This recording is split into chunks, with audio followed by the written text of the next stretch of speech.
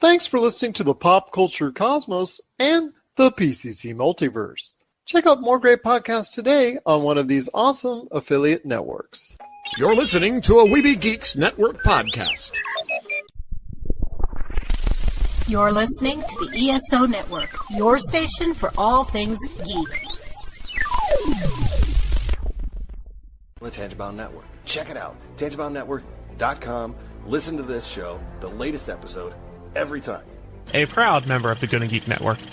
The opinions expressed are those of each individual. Check out all the other geeky podcasts over at GonnaGeekNetwork.com and get ready, because geekiness begins in 3, 2, 1. On this week's episode, Aladdin flies high at the box office. We bring new info for Star Wars fans.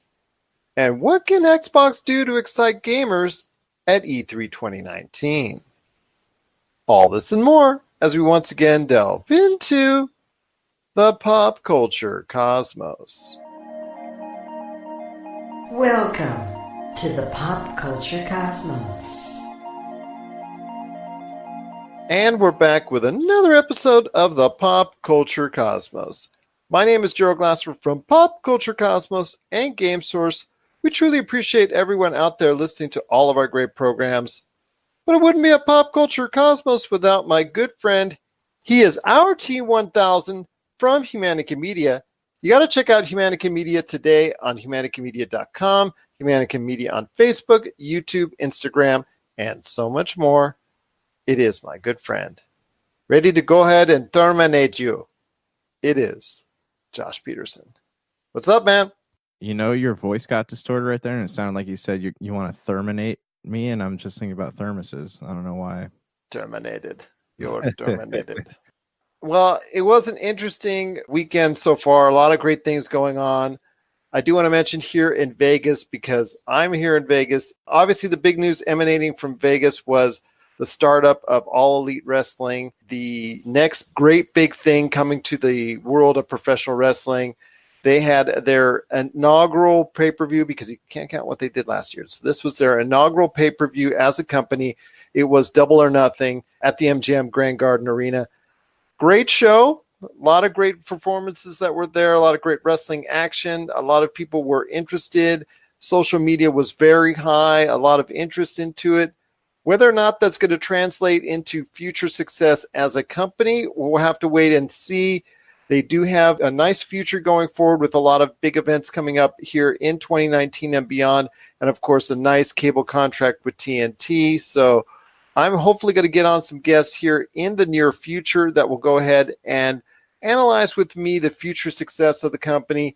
Can it get to a point where it's anywhere near considered viable competition to the WWE? Well, like I said, we'll hopefully get a chance to talk to people out there and hear their thoughts. Plus, also, I'll be able to elaborate and share some of my own on the future. But I want to tell you, Josh, that took place on Saturday, but it was interesting. Sunday night, I'm driving near the Las Vegas Strip, and I still see people wearing the same shirts that they probably were wearing at the event on Saturday. And I got to tell you, man, that probably wasn't smelling so good. Yeah, that's fandom, man. You go to Comic Cons too, right? You see these people been in those stinky costumes for 2 or 3 days. It's just, that's how fandom works, man. You can't take a shower when you're wrapped up in the moment like that. Day 3 at E3. That's awful, man. Okay, let me tell you about my first Comic Con experience. I went with a buddy who is like 3 times my size, and he was just, we just use him as like to go through the audiences. But he always go, man, take a shower. Like that was he said that probably about 100 times that day. Well, I was there, I guess, at a certain point in time when they started, right around when they started Axe. And so Axe, one of the ways they wanted to introduce themselves into the marketplace was go to places like E3 and hand out body sprays and also antiperspirants and deodorants, because they needed it. I mean, people going to any convention, word of advice, don't forget your hygiene. Second, third day of a convention, especially pop culture conventions, as Josh and I can tell you, the funk, the smell, it's not so good. And it just perpetuates those thoughts and those negative vibes and those negative tropes that quite often are ridiculing people who have great fandom, who should be appreciated and lauded for their love for various aspects of pop culture. And those type of little things seem to bring those things about. But if you love your fandom for whatever it is in pop culture, that's awesome. Just make sure you follow the rules of hygiene. That's all we ask. But it is going to be a great show we've got for you today. We're going to be talking a lot of great things when it comes to Aladdin at the box office and the box office for the Memorial Day weekend, Star Wars Episode 9 info from Vanity Fair, and plus more when it comes to the Star Wars universe that could be coming down the road. We're going to be talking about what we think Xbox needs to do to help set themselves apart coming up at E3 2019. We're going to talk a little bit about Terminator Dark Fate because the debut teaser came out last week, so we're going to dive into that. We're also going to be talking to Daphine Matthew from Talking the Dead 18+, and the Walking Dead fan base on Facebook. She's going to be giving us the latest info and intel on what's going on in the universe of The Walking Dead and Fear the Walking Dead as well. Want to mention that since it is Memorial Day weekend, hopefully everyone has had a safe and happy Memorial Day weekend. And to the veterans out there who have served our country out there, we truly appreciate everything that you've done and continued success. And also remember those who have fought for freedom all around the world. So we do appreciate that indeed. All right, with that said out of the way, my friend, honoring our veterans and remembering our hygiene, I want to go ahead and break down everything that went on in the weekend so far. So we did mention real quick All Elite Wrestling, but the big news of the weekend was Aladdin flying high at the box office. Looks to be about $86 million domestically. It's going to end up over the course of the 4-day weekend, a little over $100 million, which is pretty good. It is slightly above expectations for Disney, plus about $200 million worldwide. Still needs a lot more to make it break even because I know a lot of people were asking, oh, that's great. It's made right around his production budget. But again, using those Hollywood multipliers that they do, it still takes about what we were saying, about 3.5 times before the average movie turns a profit because of various costs, theater chains, production values, also as well promotional costs, things of that nature. So it still has a way to go before you can consider it a hit. And with the disappointment of Dumbo, I think this is still a step in the right direction. Your thoughts on Aladdin this weekend? I know you talked at length about it on the PCC Multiverse about families coming in, families being able to enjoy a film that's out there. I think this met a lot of requirements for families out there to go ahead and take their kids to the theaters. I think it acquitted itself quite well for something that there was not super big expectations for. Right, and you have to think about it this way too, like with these big franchises, you got superhero movies, Star Wars, stuff like that. Like the standard for what a successful film is has really inflated in the past 5 to 10 years. So I think that Aladdin's doing okay for what it is and probably what it costs Disney to make, and they did an okay job marketing it.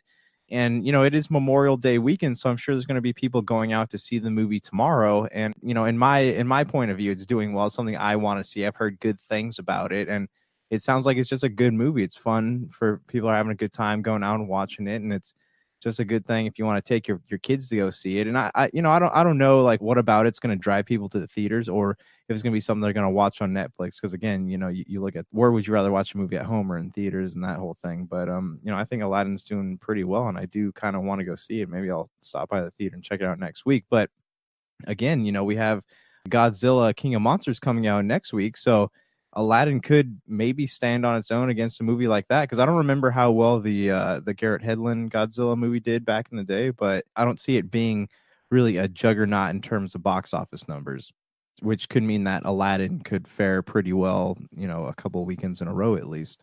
It actually earned about $500 million worldwide, so it did pretty good. Pretty well. Yeah, it did pretty well, right around that break-even, slight profit margin. So if that's the case, and it does have a great interest worldwide, because at that point in time, it earned over $300 million internationally and $200 million here at the box office in the U.S. side. It looks like that it was justified in making a sequel, and hopefully there will be some good things coming up for Godzilla. Whether or not that's going to have legs, or even Aladdin's going to have legs, I agree with you. We'll have to wait and see, because right after that, you've got Dark Phoenix coming up on the 7th. You got The Secret Lives of Pets 2. You don't want to underestimate that. Also, as well, Men in Black International coming up on June 14th. Shaft on June 14th as well. So June is loaded with a lot of good stuff coming, even Child's Play and Toy Story 4 coming later in the month of June. So with all those movies in play, it is really going to be hard for a movie to stand out for any serious length of time, because Aladdin right now, and also as well Godzilla coming next weekend, that's going to be a tough task to fill for them to go ahead and be a consistent player week in, week out with all the movies coming up. And that's what happened, I think, this weekend to some of the movies, because there's so many great options that are out there. There's actually a little bit too much. And that's what happens sometimes, where some smaller movies get trampled by these big upstart AAA productions.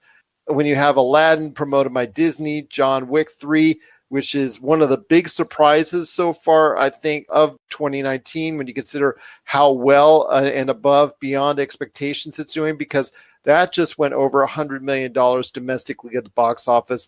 It finished number 2 this weekend. Still, things are looking very good for that film. And even Avengers Endgame, still in there in the top 3, right there, just still chugging along, about a little tiny bit over $100 million away from beating Avatar at the all-time box office.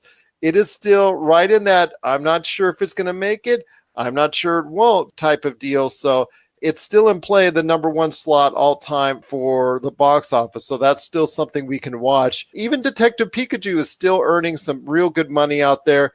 But with movies like we had talked about on the Friday show, Brightburn and Booksmart, they were only able to meet their expectations, but they couldn't really generate much over that because of the fact that there's so many different choices out there right now for audiences. And for movies like that, it's okay because their budgets on them are not large enough to really go ahead and take major hits for the studios. But I hope everybody at least gets a chance to see Booksmart, because the word on that one is still very high, and that is going to be on a lot of top 10 lists.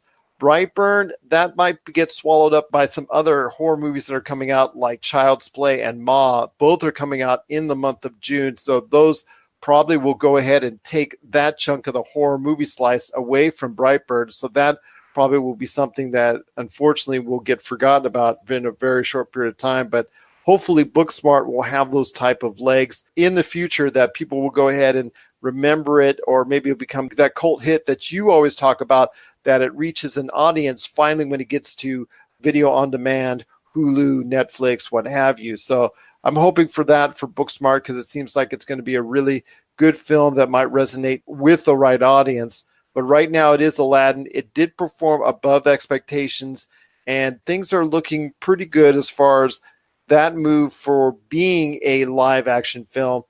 Will it be something that can compete with its own live action film library, which includes The Lion King? I'm not so sure, because I'm still one of the people that thinks that The Lion King is going to blow every other live action Disney film outside of Beauty and the Beast, because I think that is the live action movie from Disney that people actually wanted to see.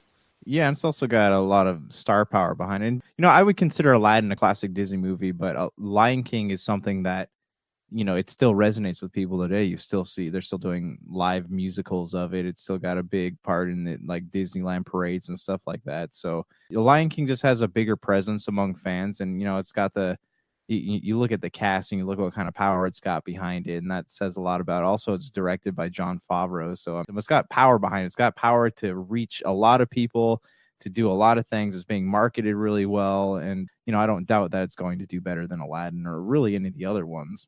I agree with you. I think The Lion King is just going to be head and shoulders above almost every other one of the Disney live action movies that have come out, and reach a level that only Beauty and the Beast has ever reached in that 1 billion and above category. So I'm looking forward to see how that one performs when it comes out. I'm looking to see the reaction. So far with social media and fan-wise, seems to be very positive towards Aladdin. So this could open some eyes and bring out a whole new world, as you mentioned on our PCC Multiverse, when it comes to being that type of movie that stays in theaters and that people will want to see week in and week out instead of just fading at the box office. But as Josh and I will allude to in our Friday show on the PCC Multiverse, it's going to get really hot and heavy in June with a lot of movies that are out there. We're going to talk more about the movies coming up in June and which ones we think will be a hit or a miss coming up again on our Friday PCC Multiverse. But for now, it is Aladdin flying high at the box office and just looking like it's going to be another pretty good success story for Disney when it comes to their live action reimagining. What are your thoughts out there on Aladdin? Did you enjoy the movie? Have you gone and see it? Is this one of the live action remakes that you feel that you wanted to go ahead and see, take the family to and enjoy? Share us your thoughts, popculturecosmos@yahoo.com. Also as well, Pop Culture Cosmos, Humanica Media, and Game Source on Facebook, Twitter, and Instagram as well. You're listening to the Pop Culture Cosmos. Don't touch that dial. Wait, do people still use dials? Looking for an edge the next time you take on your favorite video game? Then check out Vitabrace High Performance Gamer Wristbands. Packed with the power of fruit seed oil, Vitabrace is clinically proven to help improve performance, giving you a better gaming experience. Head to miraclefruitoil.com and use the promo code MEDIA10 to get $10 off your Vitabrace purchase. Whether you're looking to beat the time on your latest speedrun or are fighting your way to the top on your favorite multiplayer or battle royale, Vitabrace can help you reach your gaming goals. Buy Vitabrace today at miraclefruitoil.com. That's miraclefruitoil.com. Vitabrace. Win with it. Well, also, my friend, up on the list as far as current in-time news when it comes to pop culture. Tell you right now, a lot of people were talking after the article from Vanity Fair. Usually it's Entertainment Weekly that gets this type of sneak peek into what's coming up into the future, because Entertainment Weekly has gotten previous Star Wars and also Marvel info that they get exclusive first. But at Vanity Fair got it, and there was some insight into Episode 9, some of the new characters that are coming along the way. They talked a little bit more about Kerry Russell, who's been in movies before with J.J. Abrams that he's directed, but she is playing a new character called Zori Bliss that's referred to as, quote-unquote, a masked scoundrel. So we'll have to see what type of character she's going to be playing and how that might emulate a lot of the things that we've seen in previous times from the Star Wars universe when it comes to maybe Han Solo, maybe some bounty hunter type action there as far as what type of fence she leans on. Will she be something more memorable, or do you think that it could be a situation again where we saw in The Last Jedi where Benicio del Toro plays a scoundrel himself that unfortunately wasn't all that memorable? Okay, wait. So just run it down for me. What were they talking about? What are some of the things going on here? Okay, because Kerry Russell's part has been much speculated, but it looks like and they show a picture of her in the article, that she's a masked scoundrel, quote unquote, is what she's described as. Her name is Zori Bliss.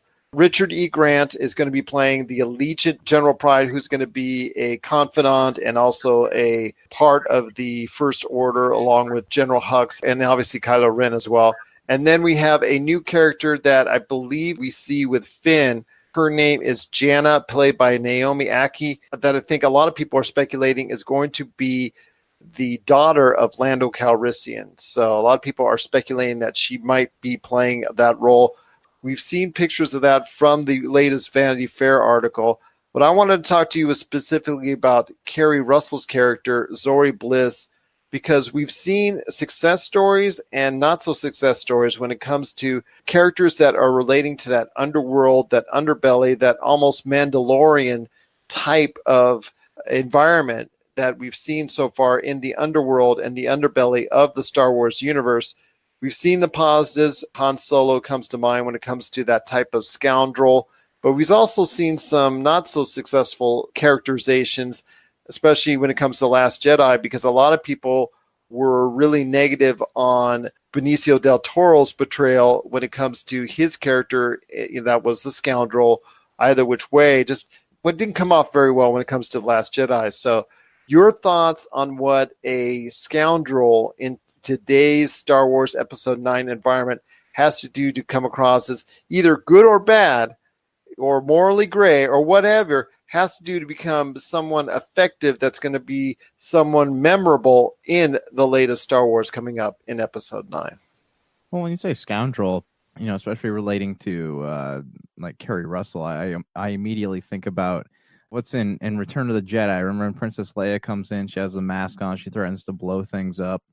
That's what I think of. But we're looking at the last movie in JJ and not the new trilogy of films. So look at the last movie. What impact is her character really going to have? Like, how important is she going to be? Is she going to be a side character that's briefly introduced, or is she going to have a thread that runs along the entire movie? I don't know, because it's not really going to go anywhere after this unless it's going to tie into the Mandalorian in some way. So I've always been fascinated with the underbelly, not the underbelly, but like the underworld side of Star Wars, right? Because that was the last thing George Lucas was working on before he sold to Disney. And I imagine some of his old stuff is going to show up in the Mandalorian at some point. But what purpose does her character serve? What is she supposed to be? Is it meant to tie into something else? Because that would be the important thing. Because if she's just there for a few minutes, it's just why are we even speculating? Like, what are we getting attached to her for? I just wanted to be a situation where it's an effective turn for however long she's in the film, because I felt we just really didn't get any type of interest. I mean, I felt nothing from Benicio del Toro's performance in The Last Jedi. I just thought it was a waste of his great talents, and unfortunately didn't get to match up to what I know he can do in that type of platform. So it was kind of disappointing to see in a film that in many ways is disappointing to a lot of people in The Last Jedi. So I agree with you. There's, we don't want to get too attached if there's someone that's not going to become a major part of Star Wars Episode 9. So we will definitely have to look more into it in the coming weeks and months to see if she is going to be that scoundrel that a lot of people will gravitate towards or gravitate away from coming up in December when Star Wars Episode 9 hits. But there also was some other great Star Wars news that broke, and that Star Wars Knights of the Old Republic, a favorite game of many during the course of the early 2000s, that a movie is going to be based, if not 3, speculation was 3. Obviously, people love to go for the trilogies, but at least one movie looks like it's going to be in production that's based off the environment from Star Wars Knights of the Old Republic, a favorite game of lore from the original Xbox generation. Your thoughts on possibly going into that realm? I know a lot of people were really excited that are familiar, that played the game either on a console or a mobile standpoint, because it came out just a couple years ago, I think, on a mobile platform, if I remember correctly.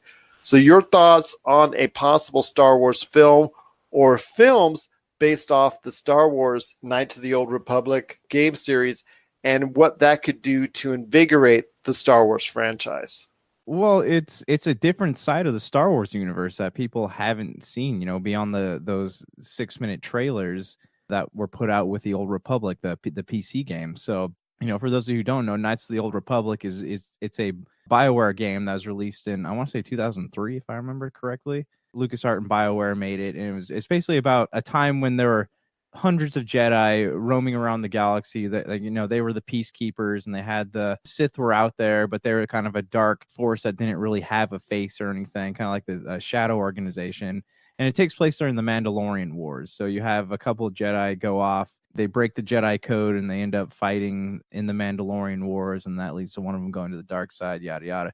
But I mean, this is kind of a cool look at how the Jedi Order became what it became. It's very political, but it's a side of the Star Wars universe we haven't seen. And like, I honestly, I feel like if it were put in the hands of Benioff or DB Wise, like, it could be something worth watching, if that makes sense. But it's also it's very dark. So if Disney is going to Disneyfy it like they did with The Last Jedi and kind of litter it with jokes throughout, like, I don't think it's going to work. But what are your thoughts on it? I just think the lore of it is something that I think a lot of people could get into. I know a lot of gamers were excited that have played the game. It was mistakenly identified by news outlets as being an Xbox 360 game originally. No, it was an original Xbox game and a PC game, like you said, originally in 2003. So that being said, it has a great lore, great history, and it told an awesome narrative during the course of while you were playing it. And I think a lot of people look to that the most, and that's why they're so excited, those who know of it. And how should I say this? Yes, it was a popular game at the time, but it is not something that a lot of people have gone back to. So there is a lot of people out there that are unfamiliar with the characters that are in the specific realm of the Star Wars universe. So this will seem very fresh to a lot of individuals out there, while yet being familiar to some who have played the game or are familiar with it. So I cannot wait for it. I'm hoping it does come to fruition. After the success of Detective Pikachu, we could finally see another video game adaptation come to life that people can really get behind. And with the Star Wars name behind it, who knows, it could actually see some real type of success if it comes to theaters. Am I 100% certain it will come to theaters? No, I'm not, because there's a good chance that something like that would go straight to Disney Plus or Hulu. I don't want to say 100% that that's the case, but I'm hoping it'll come to theaters and people give it a chance once it comes out.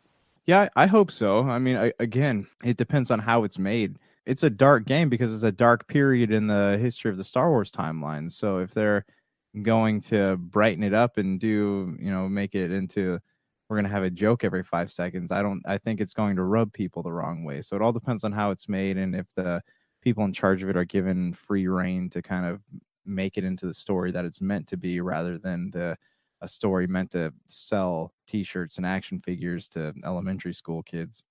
Grab one of the writers from the original game. That would be my advice. That would be cool if they did that, but I wouldn't say all the writers. I'd just say one, so that right. you have the infusion of new writers working with one of the old writers, so that they could always identify what was so special about the game and the narrative in the first place. There's a lady that's allegedly writing it, right? What's her name? It's the creator of Altered Carbon, Laida Kalogridis. That's the best way I can say it. Yeah, so I mean, if she's allowed to have the creative freedoms that she needs to make this work, like, it could be really good. You're not stuck to a specific family of characters, and you can kind of do your own thing, and that's what Star Wars needs. We need a new voice, a breath of fresh air into the franchise, and it needs to be allowed to be Star Wars, and stop putting Jack Sparrow like antics inside Star Wars. We don't need any more of that. But therein lies the quandary, man, because Star Wars isn't always placating towards you, my friend. In fact, they're not placating towards me all the time, not placating towards you, but they want to go ahead and identify the most with the younger audience, because at one time we were the younger audience watching it and growing up with Star Wars. With Disney, they're not always looking at the parents. They're most of the time looking at the kids and the younger audiences who will grow up and take their families to Disney, so you can keep on that cycle of going more and more and more to whatever Disney has to offer. So one of the things that they continuously want in their films are lighter moments and jokes and things of that nature in there. So I don't think you're ever going to get really away from that. Even a movie like Star Wars Rogue One, which is pretty dark in and of itself, that still had characters in there that were able to go ahead and provide some comic relief and provide some of that levity in such a dark situation. So I don't think you're ever going to get 100% fully away from that in the Star Wars universe. No, and Rogue One was fine, but like even that, like they had to do a lot of reshoots because of how dark Garrett Edwards made the original cut of the film, like crazy dark. So they had to go and do a lot of reshoots from what I understand. But like the old Star Wars were fine, they had their jokes in there and that was fine. But I mean, what I don't want to see is The Last Jedi, not the whole Rian Johnson thing, but it had so many jokes in it. I couldn't tell if I was watching Pirates of the Caribbean or Ant-Man or a Star Wars movie. So it's fine to have jokes and like keep it lighthearted, but like tone it down, Don't do stuff just for the sake of doing it, because that's what pulled me out of the movie a lot during The Last Jedi. I get that, but again, it's who they want to go ahead and direct this movie to more. Do they want to direct the Star Wars future towards us, or do they want to go ahead and direct it towards younger audiences? And always the key is try to direct it towards younger audiences in order to go ahead and keep them coming for years to come, long after we've stopped going to see Star Wars film due to old age, death, what have you. In my case, that's right around the corner. But we will have to wait and see what holds for the Star Wars future. But Episode 9 is coming in December with new characters. You got to follow us on Facebook at Pop Culture Cosmos to get the latest information on Star Wars Episode 9. But also more information on a possible Star Wars Knights of the Old Republic movie. Well, coming up next, we've got Daphine Matthew from Talking the Dead 18 Plus and the Walking Dead fan base. She's going to stop by with some information in regards to The Walking Dead and her thoughts on the future of the Fear of the Walking Dead as well. This is the Pop Culture Cosmos. McCallum Films is back with a vengeance. Power of Grayskull, the definitive history of He-Man and the Masters of the Universe, which chronicles the ultimate 80s billion-dollar franchise, Masters of the Universe. See exclusive interviews and hear untold stories from the people responsible for creating the world of Eternia, a place full of magic and science, and learn about the craft of creating action figures and animation. Power of Grayskull is just one of our many projects at McCallum Films. All right, and we're back once again. It is the Pop Culture Cosmos. Thanks for staying with us. It's Gerald Glassford coming right at you. But it is a great time indeed for the Walking Dead fans because there is a lot to talk about, a lot of news going on. Fear the Walking Dead is coming around the corner again for another season. The Walking Dead finished off its season and is looking forward to returning back again in the fall.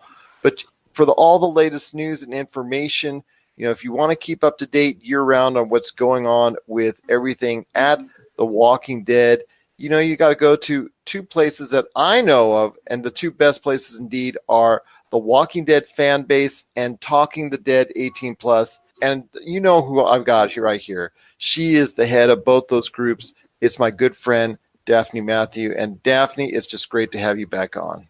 It's great to be back again. It's been a while. I'll be honest. What is the latest intel that you have concerning The Walking Dead? I know for a fact that Michael Kulitz, will be directing another episode in season 10. Unfortunately, his show, The Kids Are All Right, did get canceled. So he doesn't have any more conflicts right now. Now, the interesting thing that I've heard recently about The Walking Dead pertains to Maggie. It was announced over a week ago that her show Whiskey Cavalier was canceled by ABC. There is an article that was released by the Undead Walking that came out today that the show may not be canceled after all. I know they were shopping other networks for it to be picked up.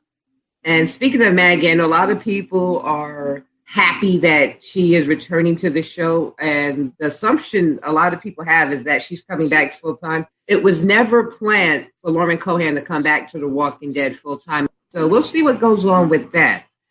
Now, here's the big thing. From the comic side of The Walking Dead comics, for those who read the comics, this upcoming week or the following week in June, there is a huge comic coming out. And the reason why it's huge is because if you read Comic 189, Rick was mortally wounded. And the belief is that Robert Kirkman, this is no surprise to anybody who reads the comics, because Robert Kirkman has said time and time again that no one is safe. It's been 99.99% confirmed that Rick Grimes is going to die in the comics, in the one that's released, within the next 2 weeks. And the twist to it is that he's already injured. It will be Call that puts him down. So there you have it, Deadheads. We're about to witness the written version of Rick Grimes' death in the comics. I know Fear the Walking Dead, it is coming up here next weekend.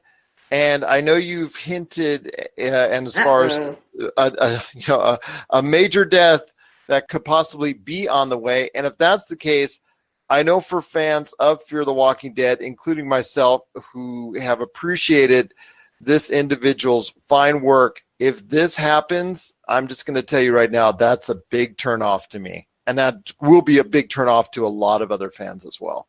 Okay, so what we're referring to, and I'll say we because we've talked about it, is that it's been rumored and pretty much confirmed that this will be Lenny James, Morgan Jones' last season on Fear the Walking Dead. And it's now actually being rumored that he will die on the show. Back in season 8, when it was hinted that perhaps Rick may die soon, that there was an article Lenny James was interviewed in, and he said clearly in the interview that Morgan will never know what happened with Rick. He basically had hinted at since last year that he would never go back to Alexandria, and he will never know about Rick's fate. So now it's coming out that, well, I think everybody has heard that Troy, one of the crazy sons of that guy on the farm, is actually coming back in season 5. How they're going to pull that off, I have no idea. But fan favorite Daniel was coming back. And I am absolutely overjoyed because rumor was that they were never going to bring him back, but Daniel will be back. And then another TWD character is crossing over, and that is going to be Dwight. So if they end up at the Commonwealth in season 10, that's probably where Dwight is going to lead the group. And if you read the comics, you know what happened to Dwight a couple of episodes ago. So I'm not even going to go into that. But I think Dwight will actually be the one that takes the mantle and takes the group, or causes the two shows to finally combine.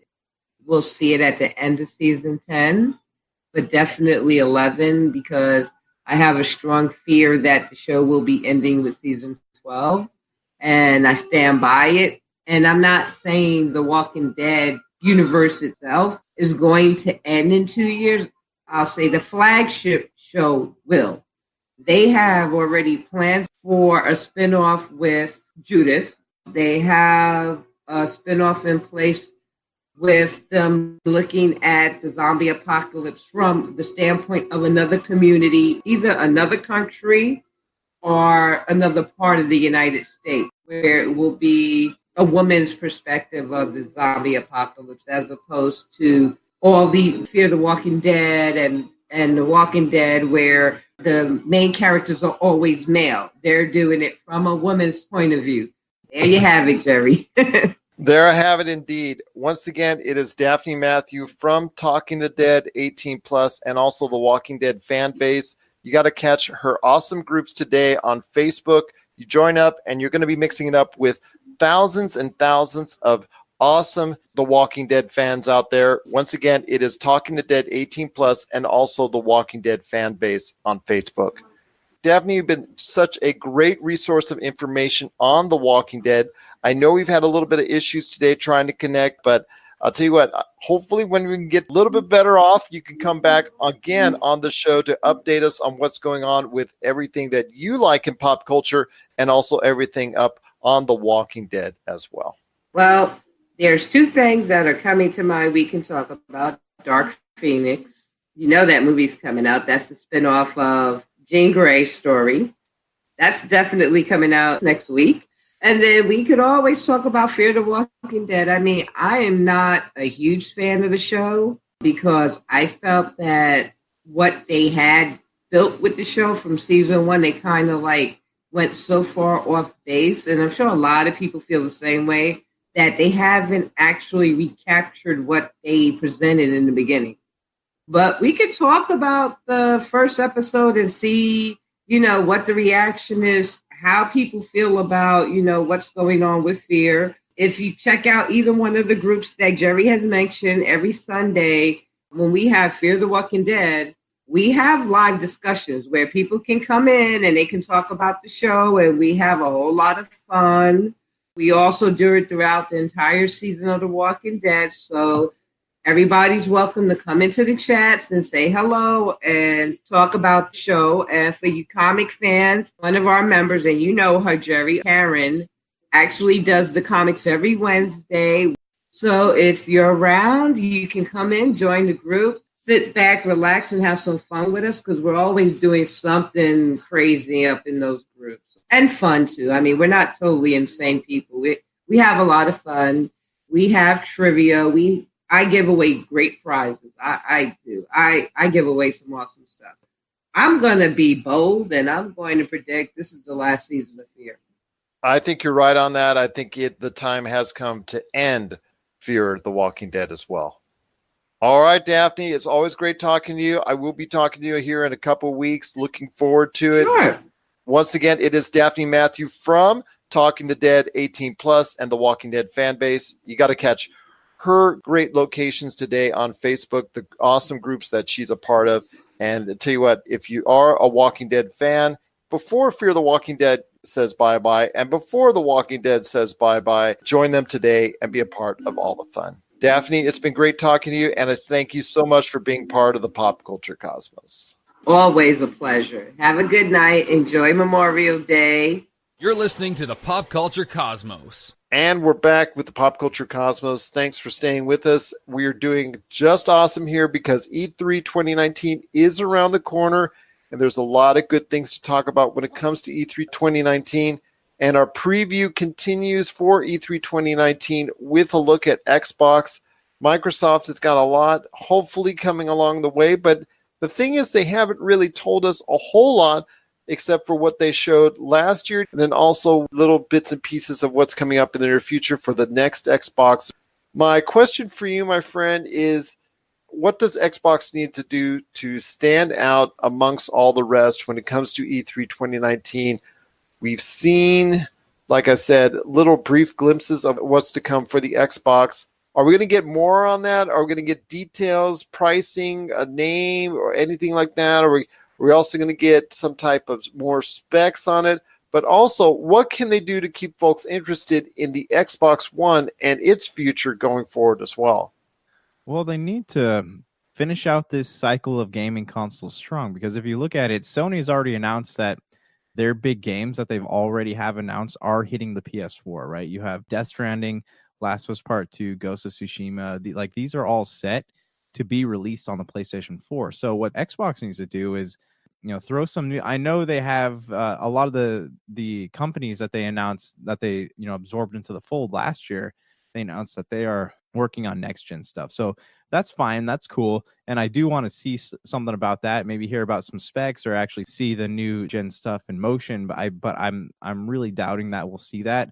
I think what we're going to see instead is a bunch of games being talked about, or we're going to see some footage of games that, and they won't tell us whether or not that's going to be on this console or the next console. We'll just get, release dates like we always do. And again, what they need is original IPs, something new, maybe pump new life into these old franchises. Give the gamers what they want, and I know that they have been kind of struggling and they have a path laid out of what they'd like to do, but they need to just do it. They need to give us a new Fable, and I'm sure we're going to see a new Forza. Show us more from, Halo Infinite. Give us things that we are familiar with, but also give us something new. Like, don't stick to things that are going across all three consoles. I don't know. For me personally, I do want to see a new Fable, and I still want to see remastered games hitting the Xbox One. I want to know that the Xbox One still has some life in it, because from what I understand, the next gen consoles probably won't be released until 2020 or 2021. So I want to see this generation of consoles finish strong with Microsoft, but I don't want them to say, we're working on all these new games, but you're not going to see them until the next gen Xbox. So that's not really something that I'm interested in. So I would like to see them announce some things and then say, hey, this is coming out next year. Yeah, they need to do something, because I don't want them to give up on the Xbox One and its users anytime soon. There's still, to me, some life left in the Xbox One before they hand it over to whatever the next Xbox might be. I still think there's some viable turns that they can take when it comes to new products, new games, new items that they can go ahead and introduce into the Xbox marketplace. And you mentioned Halo Infinite, and obviously this has to be a Halo that gets back to form, because it has slowly faded in popularity and interest over the course of the last 2 and even 3 iterations of the Halo franchise. It has kind of slid downhill little by little by little with each passing turn. So they need to go ahead and reinvigorate the Halo franchise with Halo Infinite. That has to be a key. But what other success stories do you feel that they need outside of Halo? I know you mentioned Fable, but are there any other franchises they need to go ahead and introduce, or IPs that they have already that they need to have iterations of before they go ahead into the next Xbox? Because the reason why is they don't have a full, huge stable or lineup of pillar original IPs that they can lean on. You saw what happened to Crackdown 3, my friend. That came out to horrible reviews and just an awful response from gamers. And the fact the game is already just basically done and over with and dead as an entity has ruined that franchise for many, many years, possibly even for good. So there's one less on a sparse list of original IPs that they can draw from. What other original IPs do they have, do you think, that they can come out with, or do you think they might be working on before the next Xbox comes out? I would love to see them breathe life back into Scalebound. That'd be cool because that was a game that actually looked like a lot of fun. Beyond that, there's not a lot of franchises that have been dormant in the Xbox catalog that aren't either in the process of being remade or there's a desire for it to be remade. So, like we have the bigs, we have the Forza, we have stuff like that. But if they start showing love to Games Pass, that could be something. I'm trying to think here, man. Like, I honestly, there is nothing that I'm pretty sure Crackdown's dead. I honestly can't think of anything. If they want to go into racing, they might want to try the Project Gotham Racing series again, because that to me was a early success story in the mid 2000s for the original Xbox and the Xbox 360. Yeah, Project Gotham would be good. We haven't seen a test drive game in a long time, or really a Need for Speed. I can't remember the last time one of those came out. But, and even Armored Core would be something that could have some popularity coming back. Xbox is also lacking in RPGs, outside of Fable and the stuff that goes across consoles. Xbox doesn't really have any exclusive RPGs, so that would be something that they might want to invest in. Other than that, man, I can't think of anything that's defunct that I would want really to come back. I mean, is there something on your mind that you would like to see brought back? Cuphead 2. Yeah, that would be cool. I'm sure they're working on it because they just put out the DLC and then Cuphead just came to Switch. So there's still a lot of momentum for that, and I'm sure that we'll see it. Cuphead 2. I really want to see what Ninja Theory is working on, because Hellblade: Senua's Sacrifice, fantastic game. Even if it was a sequel or something like in that vein, I would love to see that. But I'm sure they have a lot of stuff currently up their sleeve. There's going to be some announcements in terms of the studios that they purchase. So we're going to see stuff from them. I guarantee you we're going to see stuff from them. But I would like to see it on this generation of consoles. And then maybe tease us with 4 or 5 games that are going to be released on next generation's consoles. Yeah, absolutely. There's going to be a lot of stuff that they are going to introduce for the next Xbox. The question still remains, as we head into June and E3 2019 around the corner, how much is Xbox going to show off for this current generation? Because I believe there still could be a lot of life in the Xbox One, but it all depends on if Xbox still go ahead and put out games that will meet the standards for gamers for the Xbox One. It's just a matter of when. Xbox at E3 2019, they need to make a stand. And I say this pretty much every year, being that they're the number 3 in this 3-horse race, that I think they need to go ahead and do something out of the box in order to go ahead and provide consumers with what they're looking for to make it stand out. We've seen that PlayStation 4 has sold almost 100 million units. We've also seen where Nintendo Switch has been the number 1 selling console over the past 12 to 18 months. We've seen those success stories there, but Xbox One has never really captured the marketplace like the other 2 consoles of this current generation. So I still think there is time for Xbox One to get the love that I feel it deserves, because it is a great unit. To me, of the 3 consoles, it is the best console of them all on a standard console platform. So you know what? It's up to Microsoft to provide the original IPs that will get people interested in. I know we say this every single year, but still it just remains the same. Every single year they need to introduce more original IPs that people are willing to get behind, that people will be interested in, and that gamers will follow for years to come as new iterations of those series come out. That's something Xbox has, up until this point, not been able to do on a large and successful basis as of yet. Will that change? We'll have to wait and see. But the future for them and the future for the Xbox One and whatever the next Xbox generates into coming up at E3 2019 here in mid-June, just around the corner. So I'm interested to see what's going on with Xbox. I know you are as well, Josh. Halo Infinite, I know we're going to see a lot of that. A new Gears maybe on the way. That could be a possibility, although I think they will probably hold that off for the next generation of consoles. I think the key, again, is more original IPs that they need to bring to gamers sooner rather than later. What are your thoughts out there on Xbox at E3 2019? What do you think they're going to do? What do you think they're going to announce? Share us your thoughts, popculturecosmos@yahoo.com. Also as well, Pop Culture Cosmos, Humanica Media, and Game Source on Facebook, Twitter, and Instagram as well. Well, coming up next, Josh and I are going to be talking about the Terminator and just throwing out our thoughts out there if this franchise still has anything left after the initial trailer release of Terminator Dark Fate. This is the Pop Culture Cosmos. If you're tired of sifting through flea markets for rare and unique games, we can help. Retro City Games in Henderson, Nevada, only 5 minutes from the Las Vegas Strip, has all your favorite gaming staples, classics, and a wide selection of rare games with new stuff always appearing on our shelves.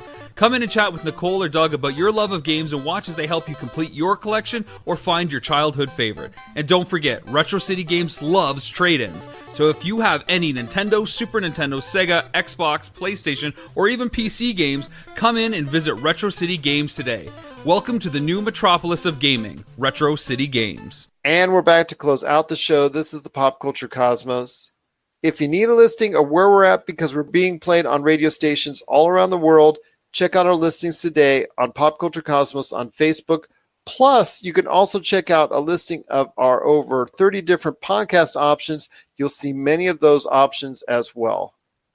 My friend, you've got a great thing going on with Humanica Media. So share the goods, my friend. What is going on with your great experience known as Humanica Media?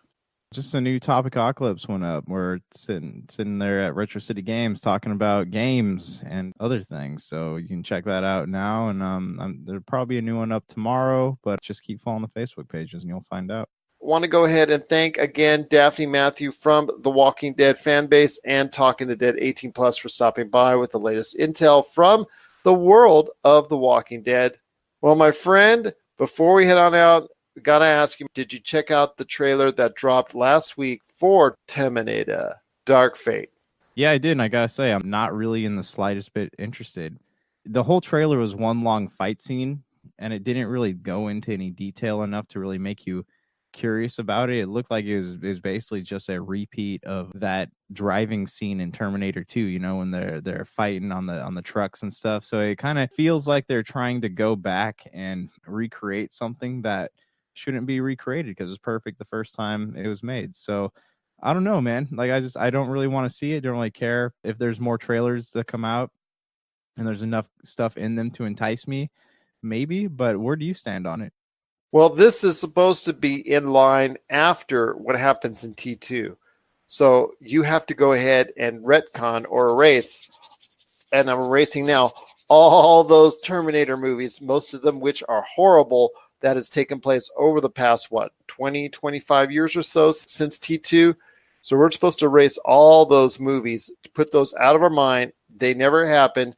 And this is supposed to actually be, for all intended purposes, you can't say T3 because they've already used that. Terminator Dark Fate is supposed to be the movie in line after what happens in T2. Well, do you notice James Cameron always does this? Like he wanted, originally when he was reapproached to do Alien, he wanted to do Alien 3. Like he wanted to retcon Alien 3 and Alien Resurrection. Granted, those movies should have been retconned, but he only wants to follow up his own projects. And like I guess I get that, but at the same time, like there's so much lore that has already been introduced over the years that it doesn't make any sense to follow an old storyline as opposed to just try to fix what's already been in place, because audiences have a hard time following things like that. And when you go back, it's more confusing than it needs to be. Well, I think therein lies the problem, and therein lies the conundrum that you have with all those horrible Terminator movies that have come out. T3, Terminator Salvation, Terminator Genesis. Am I missing one? The one with Emilia Clarke, was that Terminator Genesis? Yeah. Yeah, and Terminator Salvation. Yeah, no, I think that's it. Don't forget the Sarah Connor Chronicles and all that. All this stuff has taken place during the course of time between T2 and this movie, Terminator Dark Fate, that it's hard to erase, like you said, and gets easily confused within whatever timeline they want to go ahead and say it. But all those bad movies have taken place during the course of time between T2 and Terminator Dark Fate that I, for one, cannot forget it. I can't just simply erase it out of my mind. I have zero faith in the Terminator franchise. So I'm with you, my friend. The latest Terminator Dark Fate teaser really did nothing for me. It gave me zero interest into it, and I wanted to actually like it, but unfortunately, even with the return of Linda Hamilton and also another return for Arnold Schwarzenegger, who just looked like the robot that just said, "Get off my lawn," pretty much from what the look he was giving in that teaser. It seems like Terminator is a franchise that's dead. No one has just bothered to tell James Cameron that as of this point in time. So I think they're kind of just beating the dead horse. But that's what happens after you make so many bad movies tied to that Terminator name. What would you think of the idea of them just rebooting the series altogether? Again, you're still having that issue.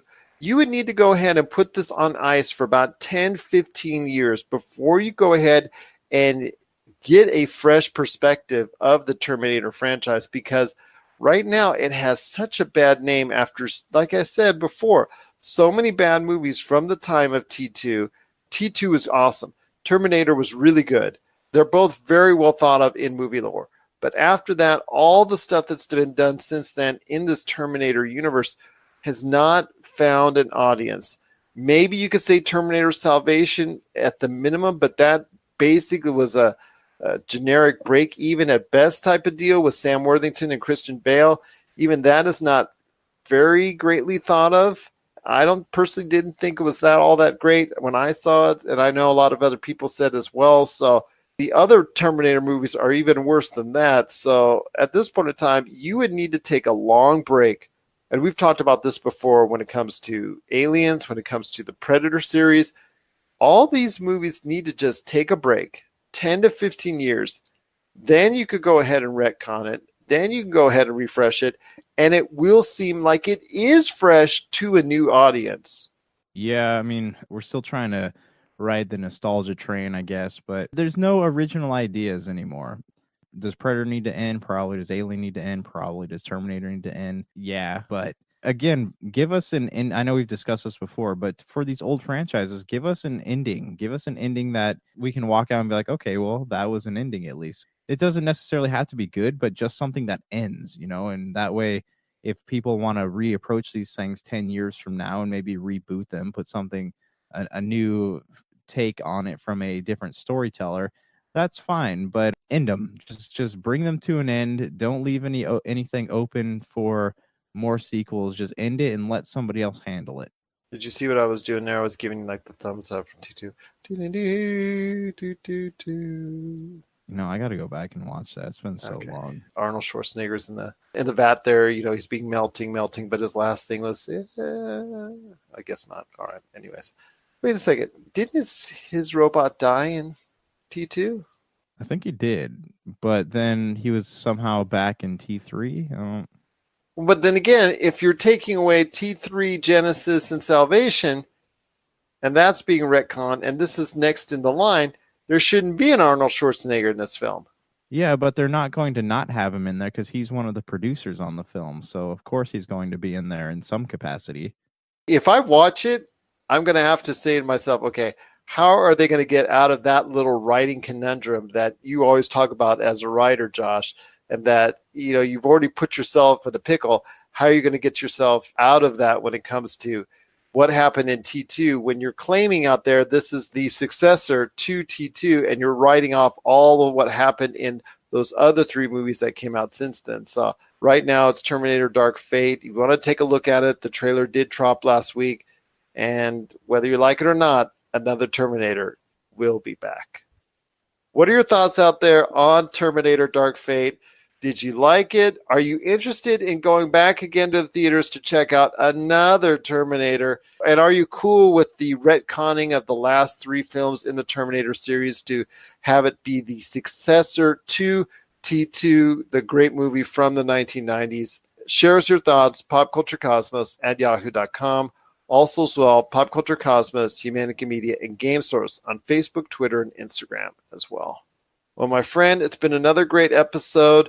On Friday, we're going to have a great bit of your interview with M. Cable, plus also as well another preview for E3 2019. And we're also going to be talking about the movies coming up in June. Any last thoughts on the way out? No, man, I think we've covered it. I would love to dive into that Nintendo E3 predictions whenever we get to that one. But yeah, I'm excited, man. As am I, my friend. I'm looking forward to it. I'm hoping we can get into our thoughts when it comes to Nintendo. And also as well, don't forget PlayStation, because they're going to be a major force at E3 2019. Even though they're not going to be there, still a lot of people are going to be talking about what's coming up for Sony and PlayStation along with Nintendo at E3 2019. So for Josh Peterson, this is Gerald Glassford. It's another beautiful day in paradise right here in the Pop Culture Cosmos. We thank you for listening. And here's hoping you have yourself a great day.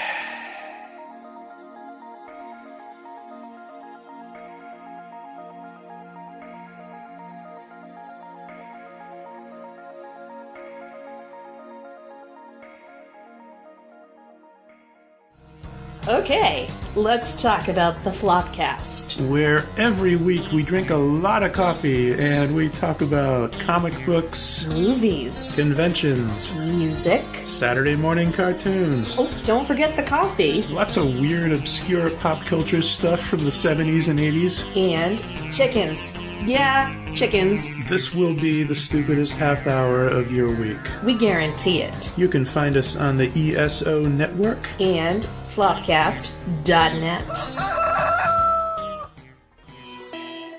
You're listening to a Weeby Geeks Network podcast. This has been a broadcast of the ESO Network. Be part of the crew and help support our shows by donating to our ESO Patreon or by shopping through Amazon.com or the TeePublic store, which can all be found at www.esonetwork.com. The ESO Network, your station for all things geek. Tangent Bound Network. Let your voice be heard. TangentBoundNetwork.com. Thanks so much for downloading the Pop Culture Cosmos, and stay tuned as more great podcasts are on the way. Thanks again for listening to us here at the Pop Culture Cosmos.